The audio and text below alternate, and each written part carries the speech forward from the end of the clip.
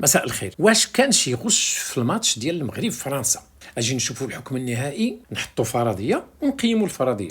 كاس العالم كتحكموا مصالح البث والرعايه والاشهار مؤكد بدرجه عاليه جدا. فرنسا ذات قيمه تجاريه واعلانيه كبيره مؤكد. الفيفا عرفت فساد تاريخي في عقود التسويق والبث والاستضافه، مسألة قضائية ثابتة.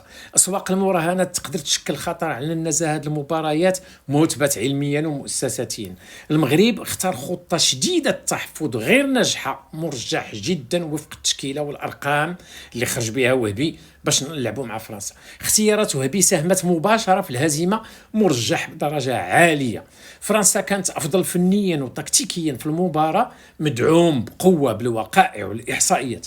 الحكم والتحكيم حسموا المباراة صالح فرنسا. هذه المسألة لا تدعمها لا المعطيات المتاحة، وما ظهرتش رهانات مشبوهة خاصة بالمباراة.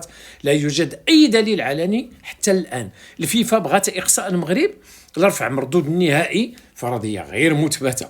المدرب واللاعبية تعمدوا تغيير الخطة لضمان الهزيمة، اتهام ما كاين حتى دليل عليه وغير جائز تقريره كحقيقة بالمطلق. شنو كنستنتجوا من هذا الشيء كامل بلا ما ندخلوا في التفاصيل وفي نظريه المؤامره؟ بالصرامه العلميه ان الهزيمه قابله للتفسير بالكامل من داخل كره القدم. تفوق فرنسي، خطه مغربيه دفاعيه مفرطه، مهاجم وحيد غير مناسب للدور، ضعف الخروج للكره، غياب القدره على تهديد فرنسا، المصالح التجاريه للفيفا وفسادها التاريخي.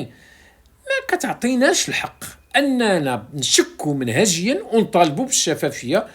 كاينه منظومه ماليه واعلانيه ضخمه كتحيط بالمباراه. توجد سوابق فساد حقيقيه داخل كره القدم العالميه، ماشي باعتبارها دليل. النتيجه تفوق فرنسا. راه ما كاينش علاقه عباد الله، راه كاين اننا كنا ماشي في المستوى. الدليل ان المغرب كون حقق المفاجاه بالصوره اللي ولات عنده عالميا وبالملايين الملايير ديال الناس اللي غادي يتبعوه، كانت ايضا غادي تعطي شي حاجه كبيره جدا. لا يمكن، والا غادي يوليو المسؤولين المغاربه، السياسيين المغاربه، المدرب المغربي، اللاعبيه، كلهم بايعين الماتش. انتبهوا شنو كتقولوا. بارك الله يخليكم من الهضره الخاويه. لكن لا يوجد حتى الان اي رابط ما بين هذه المنظومه مباشره بهزيمه المغرب. اما الخطه المغربيه الغريبه اللي خرج بها السي المدرب فيمكن نقدها واعتبارها خطأ تكتيكي جسيم.